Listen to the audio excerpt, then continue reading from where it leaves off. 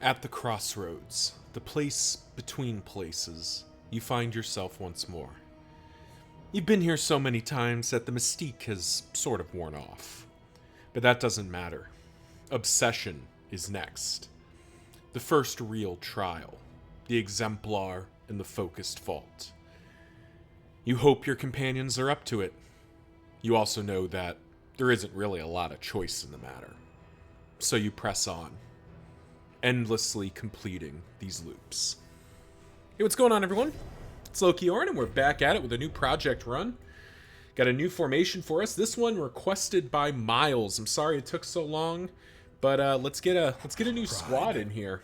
More devastating. And this one's interesting because it brings in the man-at-arms, who hasn't been getting a ton of attention recently, or has been getting some attention recently, but's been out of the game for a while, and the duelist, my least favorite character, but she's back. And along with that, two of my favorites. This is Swift Retaliation, and this is an interesting formation because we have all three riposte characters and the healer to keep them alive. But I'm very interested to see, there is an achievement for riposting with all three of these characters in the same turn. Which, I don't know. I'd like to try. See if we can do that. Now, I do want to come off of Vanguard, because Vanguard's been a lot of fun. But I kind of wonder if maybe we do something like Bulwark. Let it do its thing.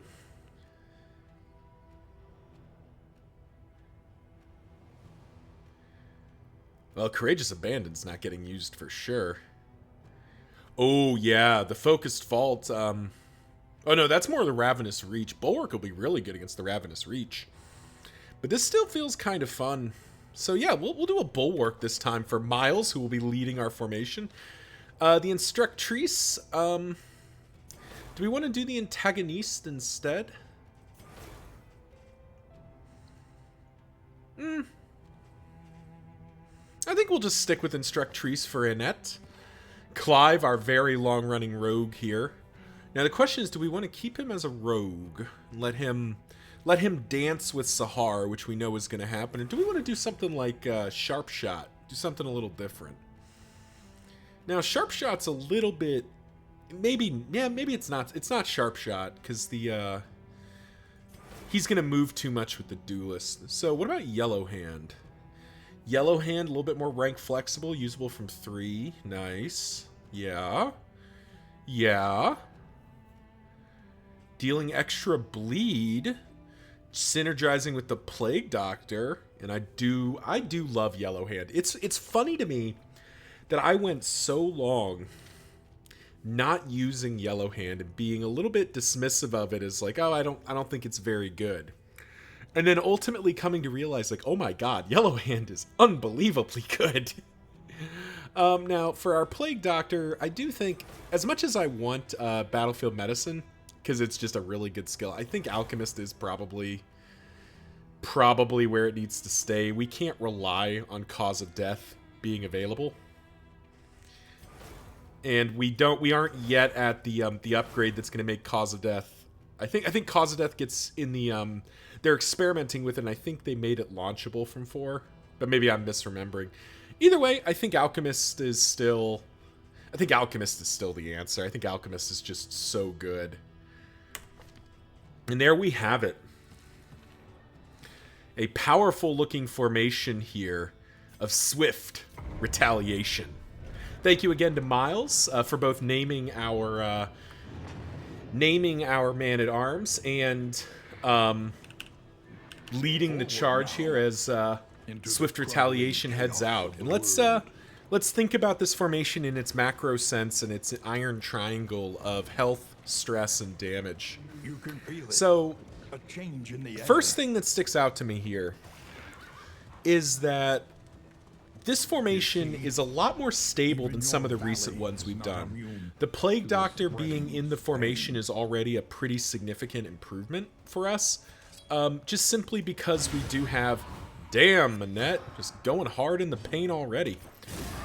just because we already have significantly better healing, which makes the whole process a little bit better.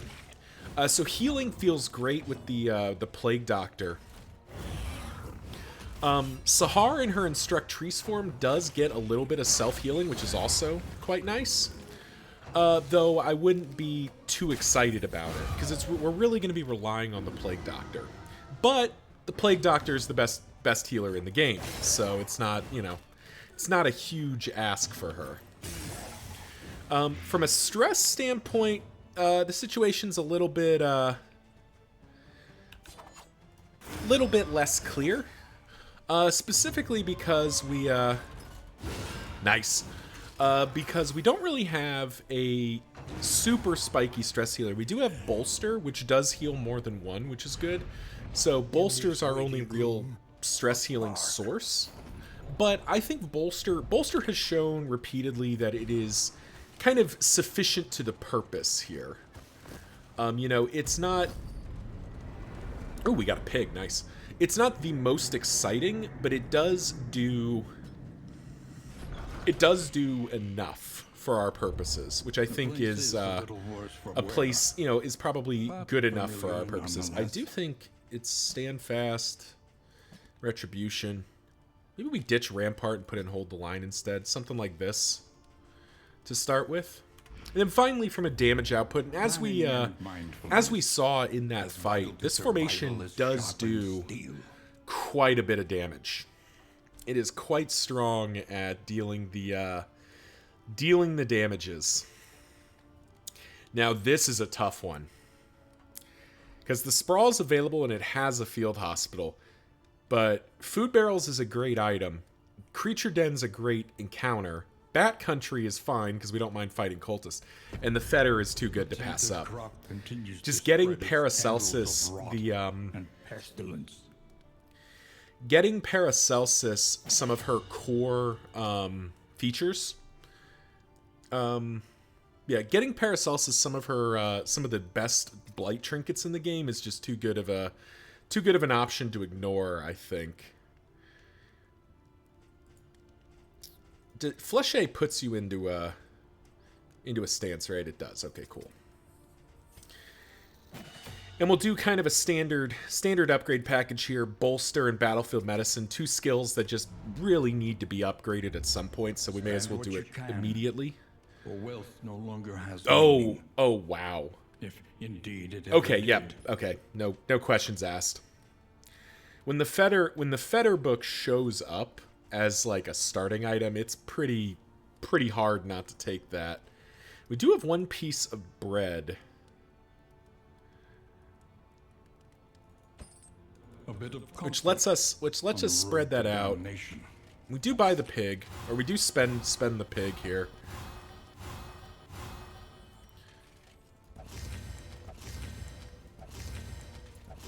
Get everyone up. We buy the other pig for a future zone here. Those holy waters feel real decent here. Do we have any negatives? Squeamish is fine. Thin-blooded is concerning, but we can't guarantee we'll get that. Vicious is fine. Stiff knees and cosmic fearing. I'd kind of like stiff knees to cease to exist. Let's buy that. Something to ease the rigors of the road. And finally,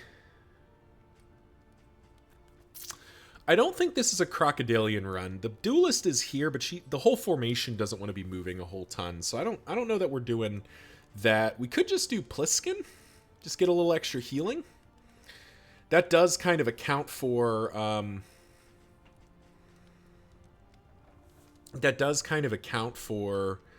the reduced healing from Alchemist, or the lower healing from Alchemist. But I think this actually might be a rabbit run.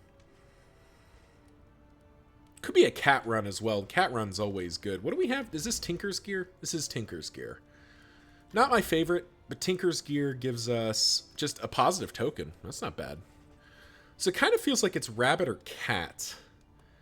Shrieker Trick, Cart Carrion Eater, like some of these, like the Tick is always good, but I don't think it's the play.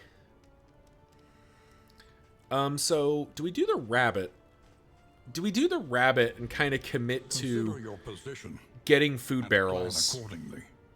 and getting that extra HP and speed? Or do we go the cat? I think I like the rabbit more. Well, actually, we'll have a road gear. Road gear and a tinker's gear. But we can only afford 2 cat food, but that is 2 items. Ooh.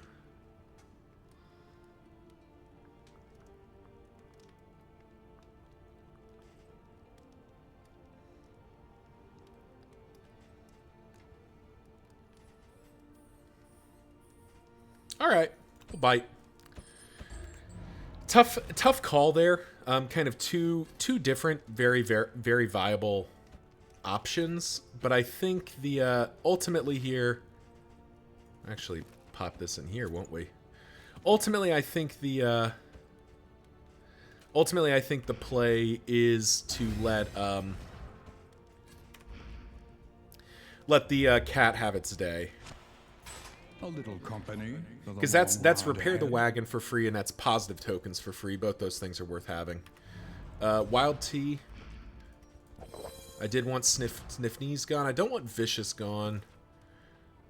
Yeah, we'll get rid of Germophobic. Nice. Okay. Wow, that was a pretty good zone, all things considered. All right. Well, thank you all for watching, and thank you again to Miles, our man-at-arms, for recommending this formation. And we will see you in the Fetter.